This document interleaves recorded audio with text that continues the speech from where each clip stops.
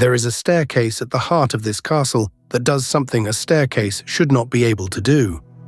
2 flights of stone spiral around a single open core, wound together like the strands of a rope, and they never touch.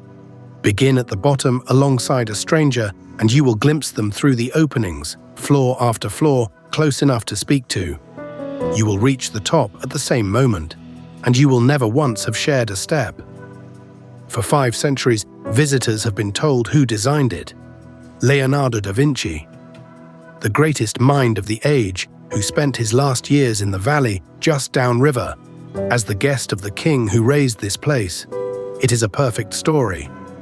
The Château's own custodians say the staircase was inspired by him, and they choose those 2 words with enormous care.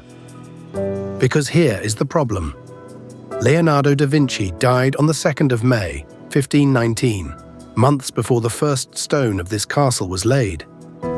And in 500 years of looking, no one has ever found a single document naming the architect of the most famous château in France. The royal building accounts are simply gone.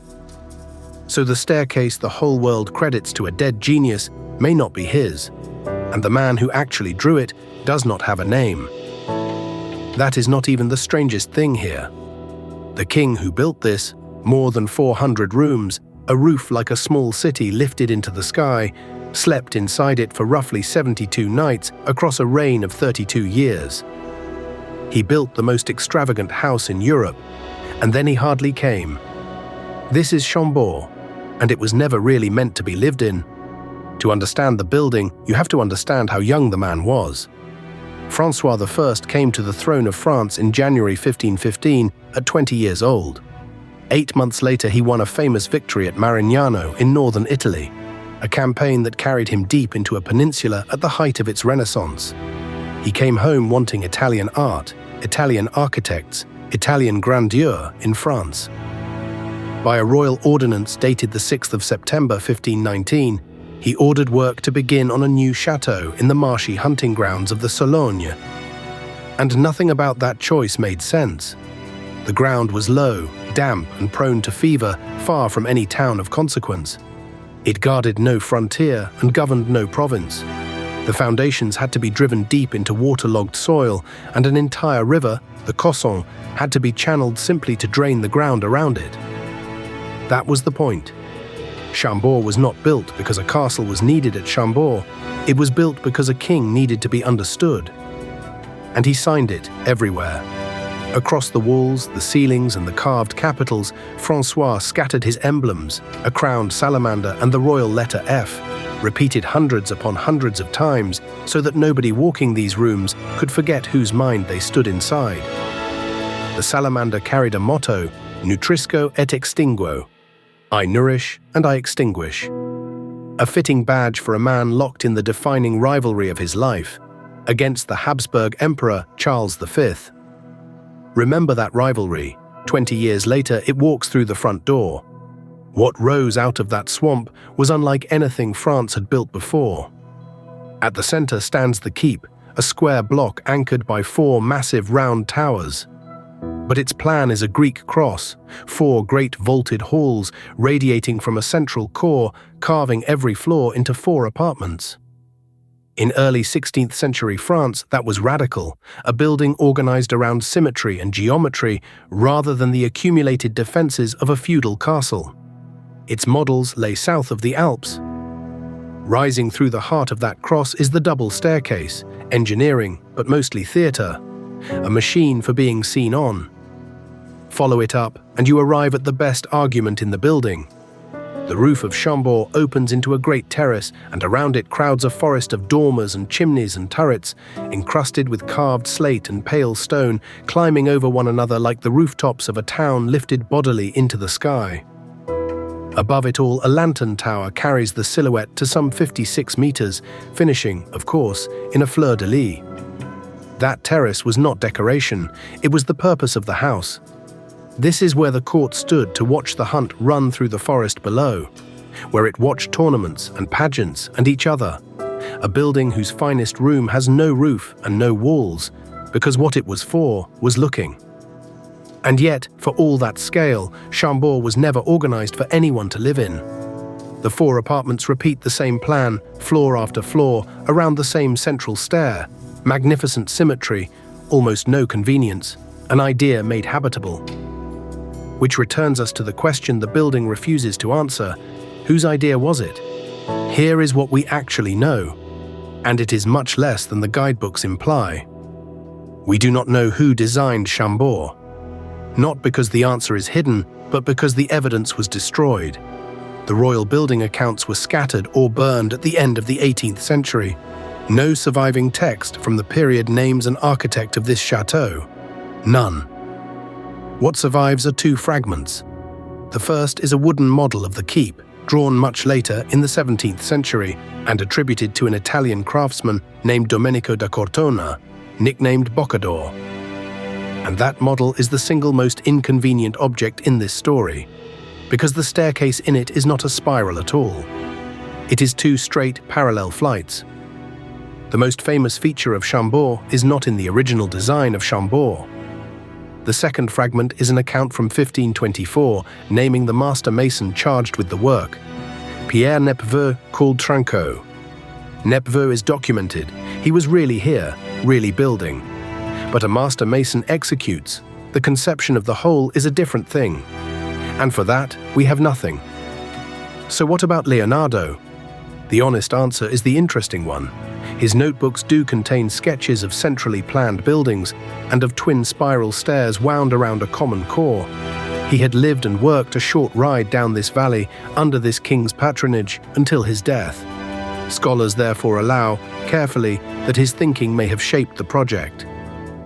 What the evidence does not support is the thing everyone says, that Leonardo drew this staircase. He was dead before they broke ground. And once you notice the castle inflating its own story, you see it everywhere.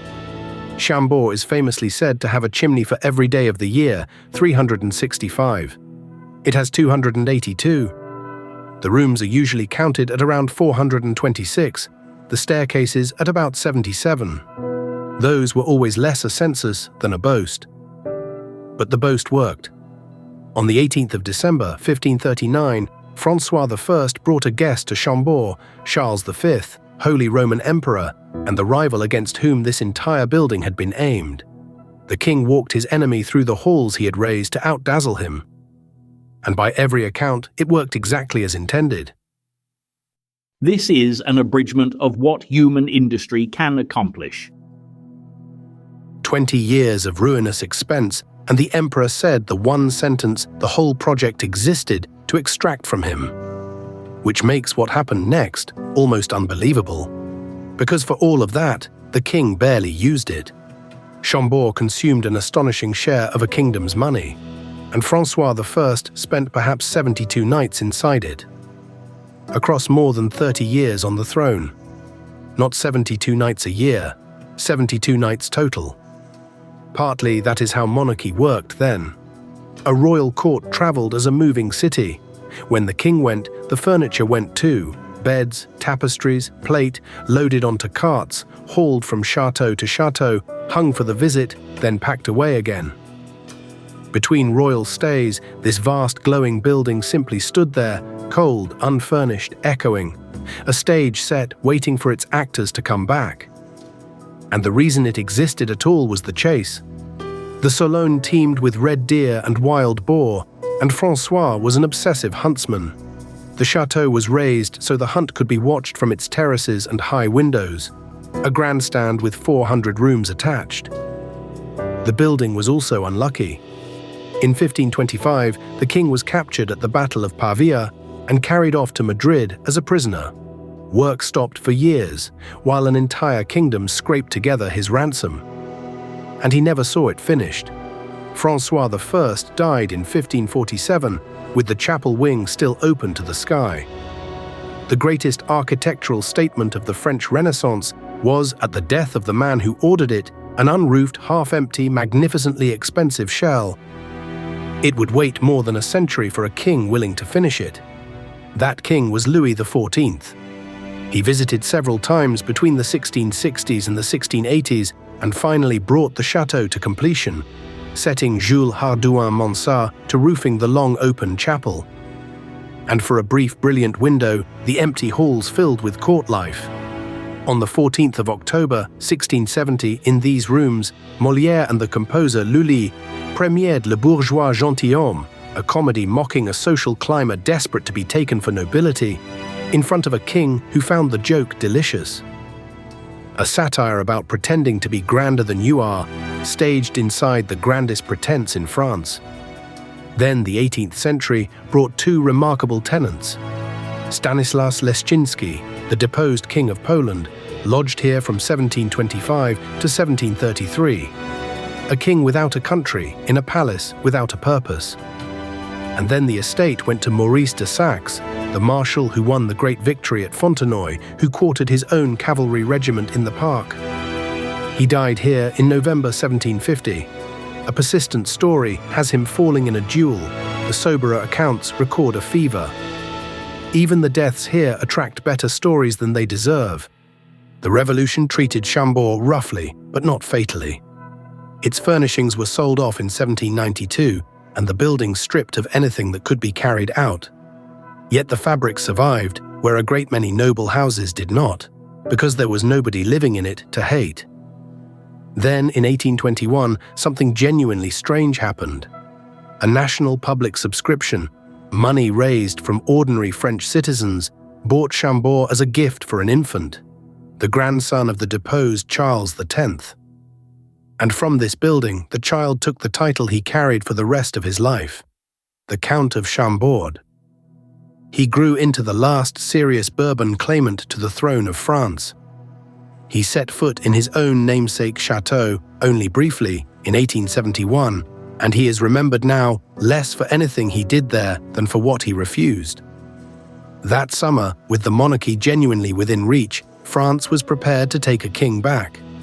It had one condition, that he accept the tricolour, the flag of the revolution, and by then simply the flag of the country. He would not. I will not allow the standard of Henri IV, of Francois I, and of Joan of Arc to be torn from my hands. It floated over my cradle. I wish it to shade my tomb. Listen to the names he chose. Henri IV, Joan of Arc, and Francois I, the king who built the castle that gave this man his title 350 years before.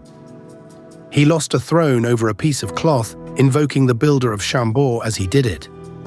By that single refusal, the last of the French Bourbons made a restoration impossible. The dynasty that raised this place ended in argument in its own name. By 1930, the French state owned Chambord outright. 4 centuries after a young king built a palace with no practical purpose whatsoever, the building was still standing, still magnificent, and still waiting for something to be for. It was about to find out. In 1938 and 1939, as another war became inevitable, a man named Jacques Jaujard, the head of France's national museums, organized one of the great rescues in the history of art. Empty the museums of Paris and hide the contents in Château, far from the cities and far from the bombing. The Louvre closed its doors on the 25th of August, 1939. 3 days later, the Mona Lisa left Paris in a padded van, among dozens of other masterpieces bound for here. The convoys moved at night, racing a front that was coming faster than anyone had planned for. And Chambord, vast, empty, remote, useless, turned out to be perfect. It became the largest sorting depot in the entire operation. By June of 1944, something like 4,000 cubic meters of packing crates filled these halls. Delacroix's Liberty, leading the people, the medieval tapestries of the Lady and the Unicorn, the accumulated treasure of a nation stacked in the rooms of a king who was never there. And people lived here with it. Curators and guards slept alongside the collections through the war years, watching the damp, watching the temperature in rooms built for a court that had never really come. Think about what that means. Every quality that made Chambord a folly, the absurd scale, the emptiness, the distance from anywhere, the fact that nobody had ever managed to properly live in it, is precisely what made it the right place to hide the art of France. Its uselessness saved it twice, It was too empty for the revolution to bother destroying, and too empty for anything but this. A palace raised for no reason except to be looked at spent the worst years of the 20th century hiding the most looked-at painting on Earth. So, did Leonardo design that staircase? Almost certainly not, at least not with his own hand. And it matters far less than we have decided it does. Because the truth underneath the legend is better. An anonymous genius, a king's impossible vanity, and a building that outlasted the man, the monarchy, the revolution, and a world war it helped its country survive. A king who spent 72 nights inside it left behind something that has now outlived his dynasty by 140 years. The dream proved more durable than the dreamer, which may be the truest measure of the place. If you want the whole of it, the documented history under the legends, the full story of the wartime evacuation, and every source behind this episode, there is a complete written guide on our website, linked at the top of the description. If you go yourself, Chambord sits about 15 kilometers east of Loire. Go straight up to the roof terrace first, before the crowds, because that chimneyscape is the thing you will actually remember. And leave time for the park, 5,500 hectares behind a 32-kilometer wall, the largest enclosed estate in Europe, where in autumn you can hear the stags roaring across the woods. And if you want to stand where Leonardo actually spent his last years, the connection this castle has traded on for 5 centuries, it is a short drive down the valley to Clos-Lucé, in Amboise, where he died. And if castles with stories like this one are your kind of history, subscribe. The StoneKeep Atlas archive already holds 100 of them, from the Rhine to the Loire, with more episodes on the way.